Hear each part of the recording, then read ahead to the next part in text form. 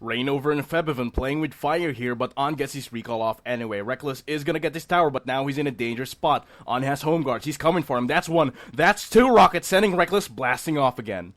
1,000 splash damage crits. These have been giving Fnatic so much trouble throughout this game. When you're running an assassination dive comp like Fnatic's, there's little to no margin of error against a Fed Jinx, especially if she has a Tahm Kench in her team. It's just almost impossible to shut her down. This replay here, though, shows one way Fnatic can deal with the Jinx. I want you to look very closely at Huni and Yellow Star's movements. Yellow Star taunts On as soon as Albus spits him out, and Huni continues chasing On away from the fight. The rest of Fnatic shred Albus and Mountain. On burns everything he has and flashes over in Baron Pit, where he can't deal damage. Westdoor and Ziv arrive to what is essentially a 2v4. Westdoor's wrecked, and Ziv gets everyone low, but he's way too behind to finish the kills. This was a chance for On to get some Get Excited resets, but he decides it's way too risky, and he backs off. Back to the live game. The Baron Dance has commenced, and it looks like HQ is leading with a right foot forward in this vision and position game. They are poised to start it or bait it out. Fnatic's... Whoa! Huni gets taken down solo by Westdoor. Unbelievable. If you look closely, it looks like Huni did not use Chrono Break there. I hope we get a replay so we can see what happened, but for now, Fnatic is forced to peel away from Baron, and HQ will secure it without contest. Huni's death, though.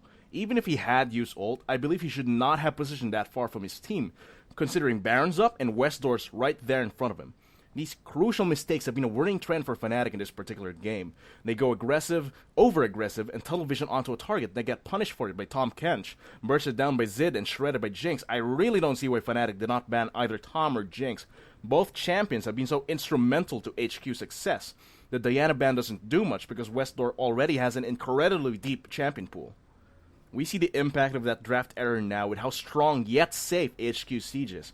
On can just launch rockets safely behind the threat of Mountain and Ziv's counter-engage. If Fnatic by any chance manages to break through that, Albus is there to just devour On out. But do note that the goal is very close. Fnatic's actually ahead, but because of how the two teams are composed, Fnatic has passed their team's peak of power, while HQ's comp still has a lot of room to ramp up. Now that's 2 inhibitors down. Fnatic will have to make a decision soon on how to recover while HQ gives them some respite, as they do not have a way pushing bot lane. Know though that this is still anybody's game. Fnatic still has that silver lining they can look for to get that Group B first seed. It is a pick-up, and even though it'll be extremely difficult, they need to find a perfect opportunity to strike. Oh, this is the replay of Huni's death. Westdoor notices Huni's away from his team, so he dives in. Huni fights back and should have ulted right there, but it seems like he tried to activate it too late. Even if he had survived, all the Baron pressure would still be in HQ's hands, as Huni would be chunked down and have no ult. It really just was wrong positioning. That one mistake snowballed into 2 inhibitors for HQ, and like I said, Fnatic's margin of error is minuscule. HQ converging at bot lane now. On and Albus, of course, together. These two are inseparable like an old married couple. If old married couples had rocket launchers and ate each other. But that's beside the point. HQ is looking to hammer the final nail in Fnatic's coffin. By now, Fnatic should have their battle plan ready. If they don't, it's game over. The siege is on. HQ on. You have to note Albus's positioning in these sieges. Right in front of his AD carry. This means he takes the poke, but if trouble comes up, he can just devour On and run to a safe distance. Reckless's wave clear on Sivir is gonna keep the wave from hitting the tower, but you have to watch On. There you go. Less than 4 seconds, the tower is 1 hit away from going down. Late game Jinx is terrifying. But Fnatic successfully ward off the siege for now, but it'll come back quick. When will they pull the trigger? When will they take their last chance?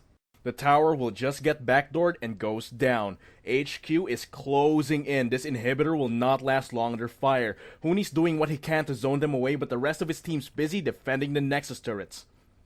There's Westdoor. He marks his rival ninja for death. Will the shields keep him alive? No. Pop he goes, and that's a signal. Ziv's Milsom slicing through Fnatic. He gets cut down by Reckless. Rainover dodges so much incoming damage. This is the final fight. Febivan, oh my god, that damage! HQ just gets totally wiped. Westdoor's gonna get the resurrect, but it doesn't matter. Wow.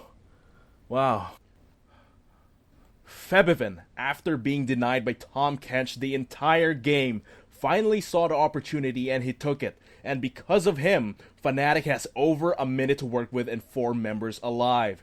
They are going straight for mid lane. Super creeps not even a problem. The crowd is going crazy, cheering for EU, cheering for Fnatic. They did not give up. They waited for their golden moment, and for once, waiting is rewarded and they will get first